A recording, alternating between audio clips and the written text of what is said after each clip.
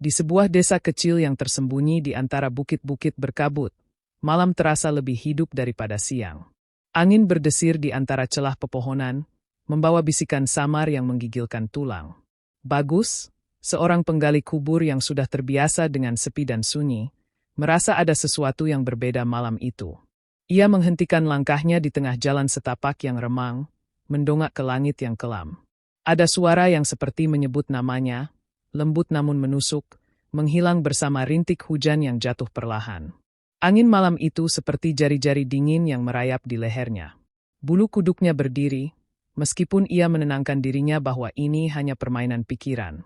Namun, di sudut gelap pikirannya, ia merasa seolah-olah ada mata yang memperhatikannya dari balik bayang-bayang pohon. Ketika hujan mulai deras, Bagus mempercepat langkahnya, tetapi suara itu kembali terdengar, kali ini lebih dekat, lebih nyata, hampir seperti berbisik di telinganya. Saat tiba di rumah kecilnya, Bagus menatap cangkul yang tergantung di dinding. Ia mencoba meyakinkan dirinya bahwa malam ini sama seperti malam-malam sebelumnya. Tapi entah mengapa, ia merasa seolah-olah ada sesuatu di luar sana yang menunggunya, di kuburan tua, di bawah pohon beringin besar itu. Malam ini, angin tidak sekadar membawa dingin. Ia membawa sesuatu yang tidak ingin ia temui. Keesokan harinya, Bagus diberi tugas yang membuat hatinya berdesir aneh. Ia diminta menggali makam lama di bagian paling sunyi pemakaman desa. Makam itu tak memiliki nisan, hanya ditandai oleh pohon beringin yang akarnya mencengkeram tanah seperti jari-jari tua yang kehausan. Ketika ia berdiri di depan makam itu, ia merasakan keheningan yang berbeda, bukan keheningan yang menenangkan, melainkan keheningan yang memuat rahasia gelap, seperti napas yang ditahan terlalu lama. Setiap orang di desa tahu bahwa makam itu jarang disentuh, bahkan oleh penggali kubur sekalipun. Beberapa percaya bahwa makam tersebut dihuni oleh arwah yang tidak pernah tenang, yang kematiannya diselimuti misteri. Namun, Bagus mencoba menepis pikiran itu. Ia memegang cangkulnya dengan erat dan mulai menggali tanah yang terasa lebih berat dari biasanya, seolah-olah bumi itu sendiri enggan untuk dibuka. Setiap ayunan cangkul terasa seperti membangunkan sesuatu. Pohon beringin di atasnya bergoyang meski angin tak berembus. Bagus menghapus keringat di dahinya, tetapi rasa dingin justru menjalari tubuhnya. Ia berhenti sejenak, mendongak ke arah cabang-cabang beringin yang menjulur seperti tangan keriput. Ia merasa, untuk sesaat, bayangan pohon itu seperti membentuk wajah yang sedang mengawasinya. Saat cangkul Bagus menembus tanah yang lembab, aroma yang menyeruak bukanlah bau biasa. Ada sesuatu yang busuk namun terasa hidup, seperti bau daging yang membusuk bercampur dengan getah pohon yang pekat. Bagus menarik napas dalam-dalam, mencoba menahan rasa mual yang tiba-tiba menyergapnya. Ia menggali lebih dalam, dan semakin dalam ia menggali, semakin kuat aroma itu menyelimuti. Ada sesuatu di bawah sana, sesuatu yang menunggu untuk ditemukan. Setiap kali cangkulnya menghantam tanah, terdengar suara aneh, bukan suara cangkul yang biasa, tetapi seperti suara lembut retakan tulang atau bisikan yang berasal dari bawah tanah. Tanah di bawah cangkulnya mulai terasa hangat, seolah-olah darah lama yang terkubur di sana mulai mengalir kembali. Bagus mencoba mengalihkan pikirannya. Ini hanya pekerjaan, gumamnya pada diri sendiri. Namun, ada momen di mana ia merasa tanah itu seolah-olah menggeliat di bawahnya, seperti daging yang bernapas. Untuk sesaat, ia berpikir bahwa ia melihat sesuatu di tanah itu, seperti serpihan kain atau rambut panjang yang terselip di antara gumpalan tanah basah. Namun, ia memaksa dirinya untuk terus menggali, meskipun hatinya mengatakan sebaliknya. Malamnya, Bagus terbangun oleh suara yang menghantui telinganya. Ketukan pelan, ritmis, seperti bunyi kuku yang mengetuk permukaan kayu. Ia terdiam di tempat tidur, napasnya tertahan. Suara itu terdengar samar, tetapi cukup jelas untuk membuatnya merasa tidak sendirian. Ia memandang keluar jendela, dan matanya tertuju pada makam yang baru saja ia gali. Ketukan itu semakin keras, seolah-olah berasal dari dalam tanah itu sendiri. Bagus memejamkan matanya, mencoba meyakinkan dirinya bahwa ini hanyalah ilusi akibat kelelahan. Namun, Ketukan itu tidak berhenti. Ia bahkan merasa suara itu memiliki pola, seperti seseorang mengetuk dengan tujuan tertentu. Mengetuk untuk didengar. Ketika ia akhirnya memberanikan diri untuk membuka pintu dan melangkah keluar, udara malam terasa berat, seperti dihuni oleh sesuatu yang tak terlihat. Ia menatap ke arah makam tua di bawah pohon beringin. Dalam keheningan malam, ketukan itu menjadi semakin jelas, seolah-olah mengundangnya untuk kembali ke sana. Pukul 3 dini hari, Bagus terbangun lagi. Kali ini bukan karena ketukan, melainkan bisikan. Suara lembut namun menyeramkan, seperti seseorang yang berbicara langsung di telinganya. "Aku di sini, tolong aku."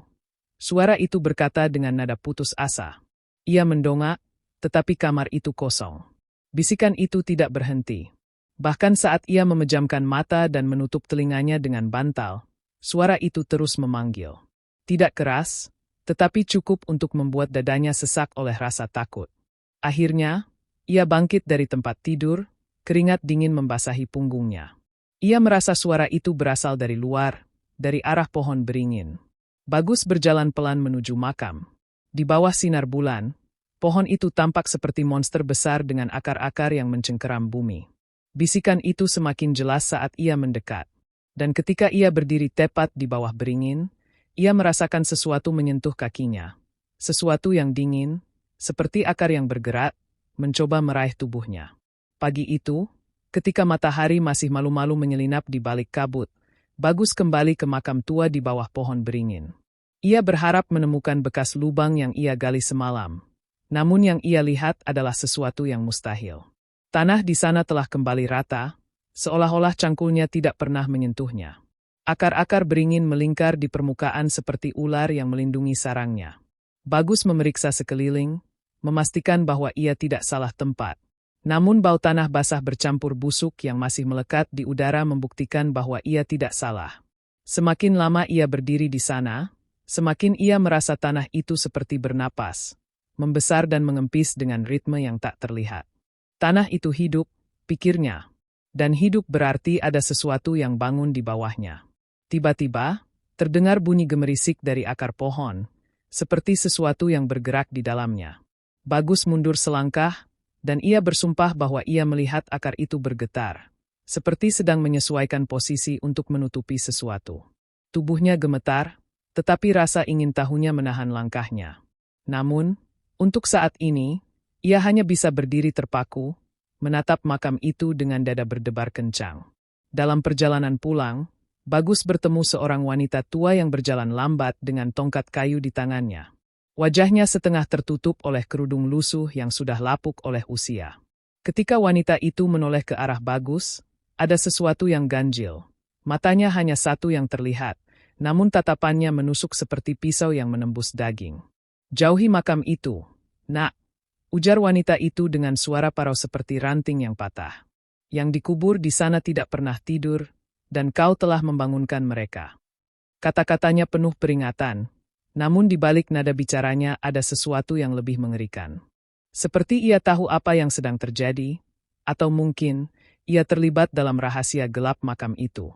Bagus mencoba bertanya lebih jauh, tetapi wanita itu hanya berbalik dan berjalan menjauh. Namun, langkahnya aneh. Kakinya seolah tidak menyentuh tanah, dan bayangannya tidak mengikuti gerakan tubuhnya. Ketika Bagus mengedipkan mata, wanita itu sudah tidak terlihat. Bagus merasa malam ini akan menjadi lebih buruk dari sebelumnya. Malam itu, Bagus memutuskan untuk tidak tidur.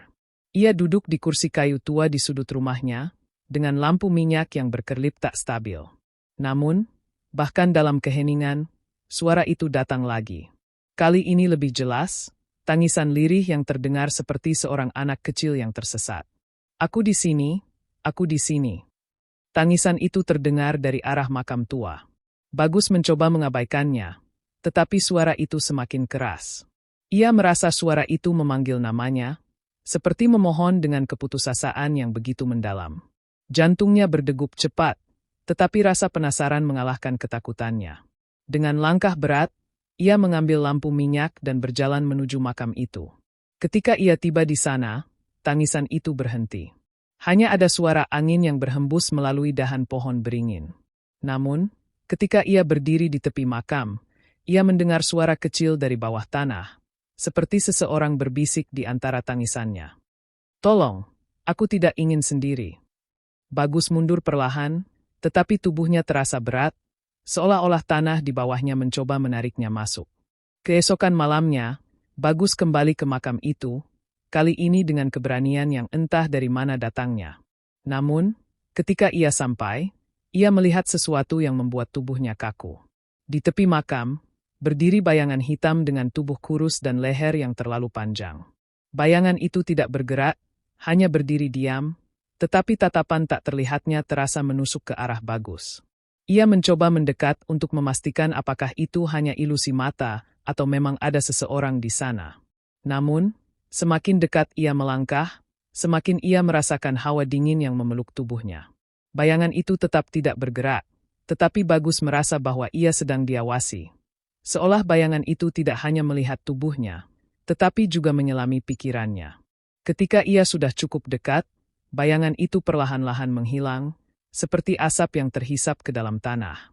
Namun, Bagus tidak merasa lega. Di tanah tempat bayangan itu berdiri, ia melihat bekas jejak kaki yang dalam.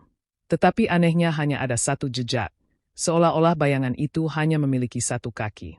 Pagi harinya, Bagus mendapati sesuatu yang lebih mengerikan. Batu nisan yang semalam kosong kini memiliki tulisan. Tulisan itu seperti digores dengan kuku tajam, kasar dan berantakan, tetapi sangat jelas terbaca. "Aku belum mati." Tulisan itu terasa seperti jeritan seseorang yang terkunci dalam gelap, menuntut untuk didengar. Bagus berjongkok untuk memeriksa lebih dekat, dan ia melihat bahwa di sekitar batu nisan, tanahnya retak-retak seperti tangan yang mencoba keluar dari bawah. Aroma busuk yang semalam samar kini semakin kuat, memenuhi udara di sekitarnya. Tulisan itu membuatnya terpaku, tidak mampu bergerak, seolah-olah batu nisan itu sendiri memegang kendali atas tubuhnya. Di kejauhan, ia mendengar suara samar wanita tua yang pernah ia temui. "Kau seharusnya pergi. Kau seharusnya tidak melihat." Namun suara itu terdengar jauh, seperti datang dari dimensi lain.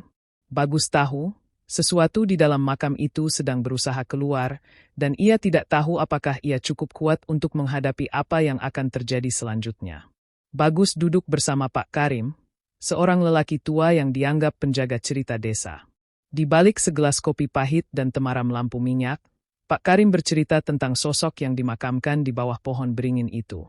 Dia seorang pria muda, ucapnya dengan suara serak, dihakimi tanpa alasan. Fitnah kejam membawanya ke liang lahat sebelum napasnya berhenti. Kata-katanya menusuk telinga Bagus, membuatnya membayangkan bagaimana pria itu berjuang dalam kegelapan. Tangannya mungkin mencakar-cakar peti mati. Pak Karim menambahkan, orang bilang, malam setelah ia dikubur, terdengar suara teriakan dan ketukan dari bawah tanah. Tapi tak ada yang berani menggali kembali. Pohon beringin itu tumbuh di atasnya, seperti pelindung sekaligus penjara. Bagus menelan ludah, membayangkan jeritan itu mungkin masih terperangkap di bawah sana, menggema selama bertahun-tahun. Cerita itu meninggalkan rasa dingin di punggung Bagus. Setiap malam, suara yang ia dengar terasa semakin nyata. Apakah mungkin ia sedang mendengar rintihan yang sama? Suara yang telah menggema di malam hari sejak pria itu terkubur hidup-hidup? Dengan tekad yang dipenuhi rasa penasaran sekaligus takut, Bagus kembali ke makam itu dengan cangkul di tangannya. Ia menancapkan cangkul ke tanah dengan kekuatan penuh, berharap menemukan sesuatu yang bisa menjelaskan semua kejadian ganjil ini. Namun, saat cangkul itu ia tarik kembali, sesuatu yang tidak biasa terjadi. Ujungnya basah oleh cairan merah pekat, menyerupai darah segar. Jantung Bagus hampir melompat keluar. Ia mengusap cairan itu dengan jari, namun tanah di sekitarnya terasa kering seperti biasa. Seolah-olah darah itu hanya ada di cangkulnya. Namun, aroma anyir yang tiba-tiba menyergap hidungnya tidak bisa ia abaikan. Bau itu menyelimuti udara di sekitarnya, seperti luka yang baru terbuka. Ia mencoba menggali lagi, tetapi setiap kali cangkulnya menyentuh tanah, cairan merah itu kembali muncul, bahkan lebih banyak. Bagus akhirnya menjatuhkan cangkulnya, membiarkannya tergeletak di atas tanah yang kini terasa lebih hidup daripada sebelumnya. Ia melangkah mundur, mencoba memahami apa yang baru saja ia saksikan. Namun, Suara lirih dari bawah tanah kembali memanggilnya. Kau tahu aku di sini. Malam itu, Bagus dihantui mimpi yang begitu nyata. Ia berdiri di sebuah kamar gelap, hanya diterangi oleh lilin yang nyalanya gemetar seperti jiwa yang ketakutan. Di sudut ruangan, ia melihat sebuah peti kecil, tertutup rapat, namun terdengar suara tangisan bayi dari dalamnya. Tangisan itu memilukan, penuh rasa sakit, membuat Bagus merasa seperti ditusuk ribuan jarum. Ia mencoba membuka peti itu, tetapi tangannya seakan terpaku di sisi tubuhnya. Ketika akhirnya peti itu terbuka sendiri, ia tidak melihat bayi, melainkan sepasang mata kecil yang memandang langsung ke dalam jiwanya. Tangisan itu tiba-tiba berubah menjadi tawa kecil yang menusuk telinga. Bagus terbangun dengan napas terengah-engah, tetapi suara tawa itu masih menggema di sudut-sudut pikirannya. Di pagi hari, Bagus merasa ada yang berubah. Ia merasa diikuti oleh bayangan kecil yang tak kasat mata.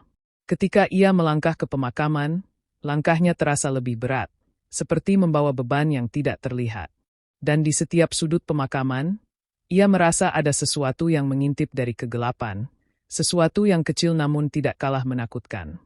Bagus berdiri di depan pohon beringin yang menjulang di atas makam itu. Suasana pagi yang seharusnya tenang terasa mencekam. Pohon itu tidak lagi terlihat seperti tanaman biasa. Akar-akar besarnya menjalar ke segala arah, menyerupai ular yang merangkak keluar dari liang kubur. Bagus merasa akar-akar itu bergerak perlahan, seperti mencari mangsa. Tiba-tiba, suara retakan terdengar dari batang pohon. Awalnya ia pikir itu hanya suara kayu tua yang lapuk, tetapi suara itu terus berlanjut, membentuk irama yang aneh. Retakan itu terdengar seperti bisikan dalam bahasa yang tidak dimengerti Bagus.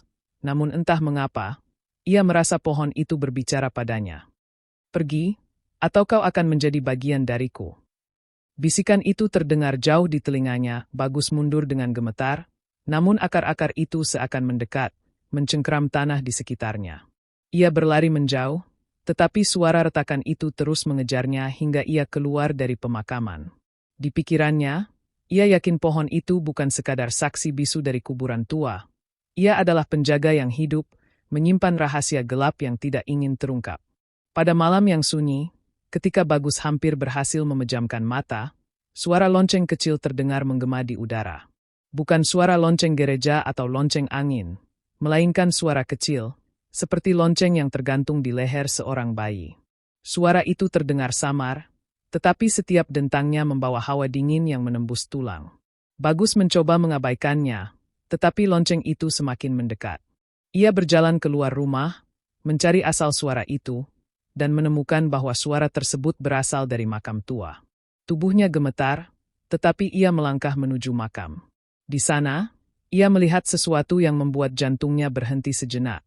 Seutas tali kecil tergeletak di atas makam, dengan lonceng kecil yang masih berdenting pelan. Ketika ia mengambil lonceng itu, suara dentangnya tiba-tiba berhenti.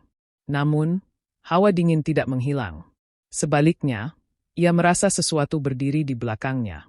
Bagus menoleh perlahan, tetapi ia hanya melihat bayangan gelap yang bergerak masuk ke dalam tanah, meninggalkan makam itu bergetar pelan, seperti sesuatu yang mencoba keluar dari dalamnya. Malam itu, Bagus terbangun oleh suara samar seperti cangkul menghantam tanah. Ia mengintip dari celah jendela rumahnya dan melihat sesuatu yang membuat darahnya membeku. Di bawah cahaya bulan pucat, di dekat makam tua itu, ia melihat seseorang menggali tanah.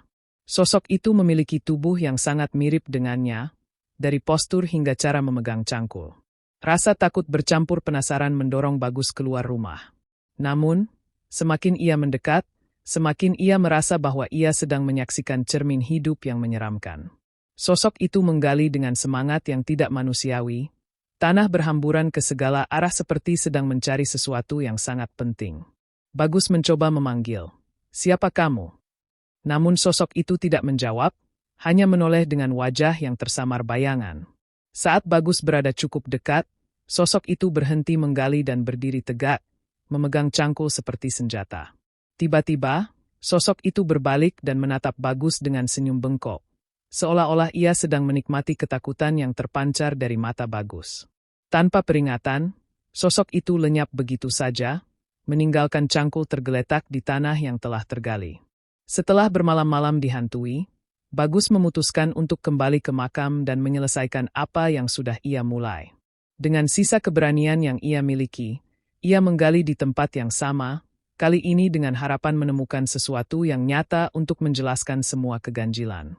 Akhirnya, ia menemukan sebuah peti kayu tua, terkubur dalam tanah.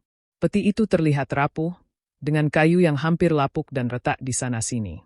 Saat Bagus menyentuhnya, ia merasakan hawa dingin yang menembus kulitnya. Dengan tangan gemetar, ia mencoba membuka peti itu, tetapi tutupnya terlalu berat, seperti ada sesuatu yang menahannya dari dalam.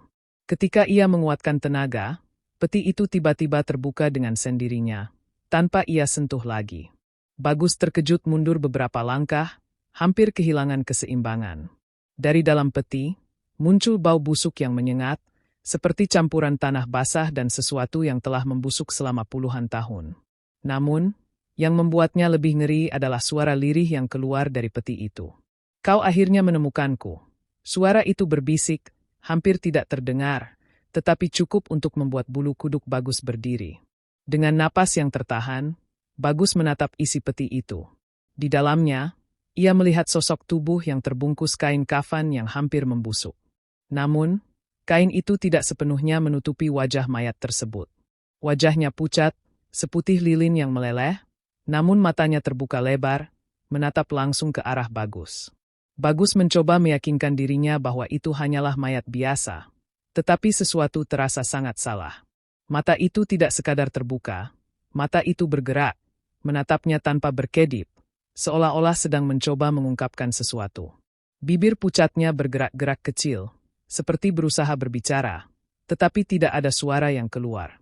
Ketakutan Bagus memuncak ketika wajah itu tersenyum tipis.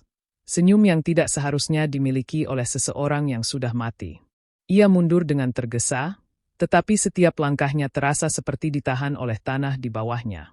Wajah itu terus menatapnya, senyum itu semakin melebar, dan suara berbisik kembali terdengar di kepalanya. "Jangan pergi, aku masih di sini."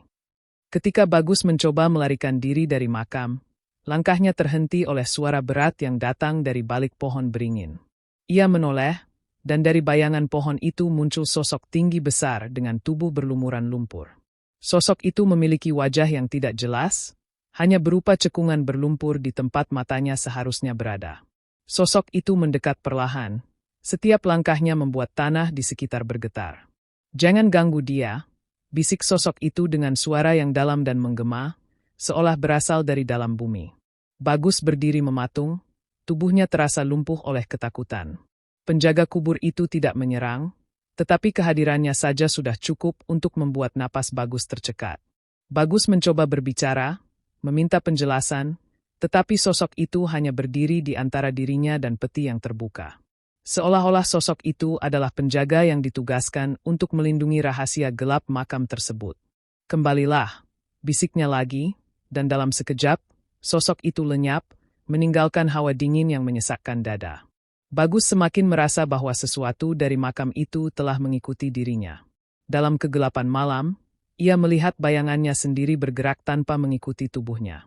Bayangan itu melangkah keluar dari dinding rumahnya, berdiri di hadapannya dengan postur yang sama, tetapi aura yang begitu jahat. Bayangan itu menyerang tanpa peringatan, melemparkan Bagus ke lantai. Mereka bergumul dalam kegelapan, dan setiap sentuhan bayangan itu terasa seperti menyentuh api dingin, menyakitkan dan membakar, tetapi tidak meninggalkan luka. Bagus mencoba melawan, tetapi bayangan itu lebih kuat, seolah-olah ia sedang bertarung melawan sisi tergelap dari dirinya sendiri.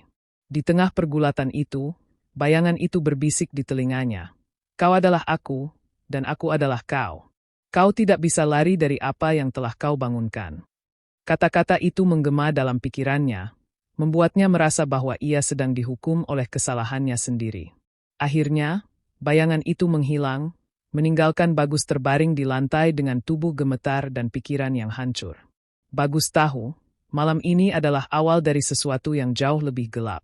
Di dalam peti kayu yang tua dan rapuh, di bawah kain kafan yang hampir hancur, Bagus menemukan sesuatu yang tidak ia duga, sebuah surat kuno yang terlipat rapi. Kertasnya sudah hampir lapuk, tetapi tulisan tangan di atasnya masih terbaca jelas. Dengan tangan gemetar, ia membuka surat itu dan mulai membaca. Setiap kalimatnya seperti luka yang perlahan terbuka, memperlihatkan dosa yang terkubur di bawah tanah ini. Surat itu adalah pengakuan dosa seseorang yang menyebut dirinya pemimpin desa pada masa lalu. Ia menjelaskan bahwa orang yang terkubur di sana bukanlah orang jahat, melainkan korban fitnah keji.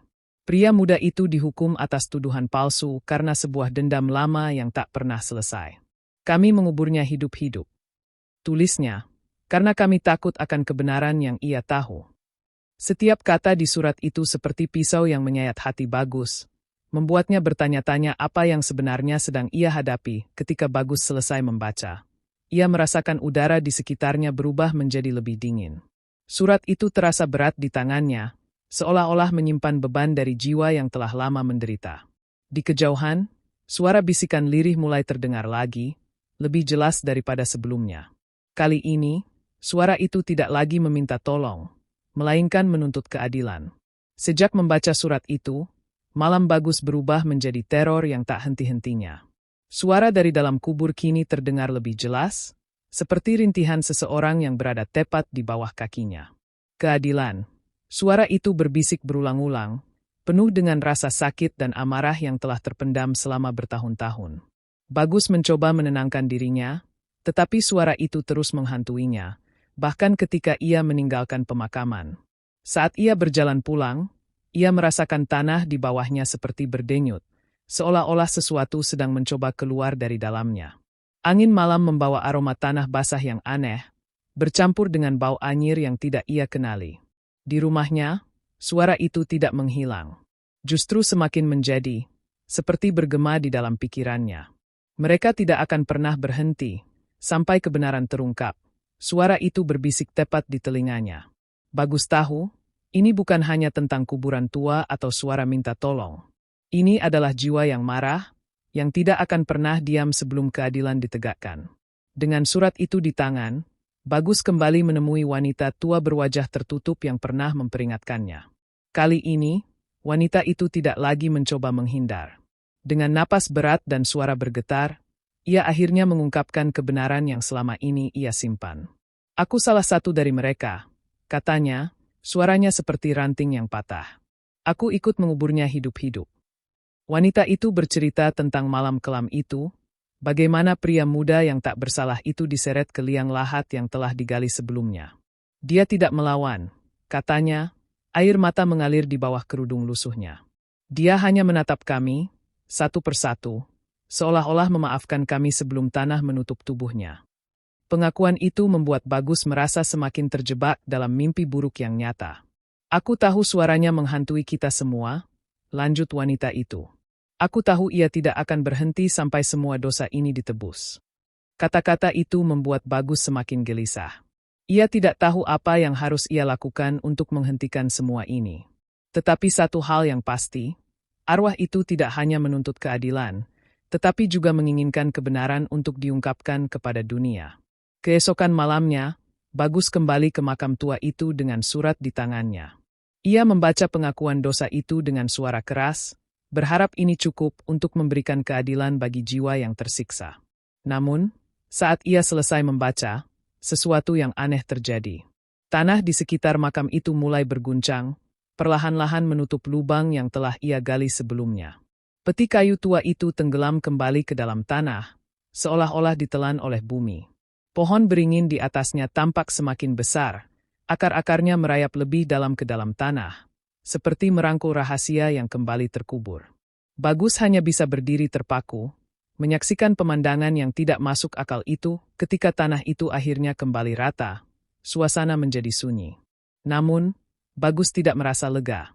Ia tahu bahwa meskipun makam itu telah menutup sendiri, kebenaran yang baru saja ia ungkapkan tidak akan pernah benar-benar hilang. Pohon beringin itu kini terlihat seperti raksasa yang menjaga rahasia gelapnya dengan lebih kuat daripada sebelumnya.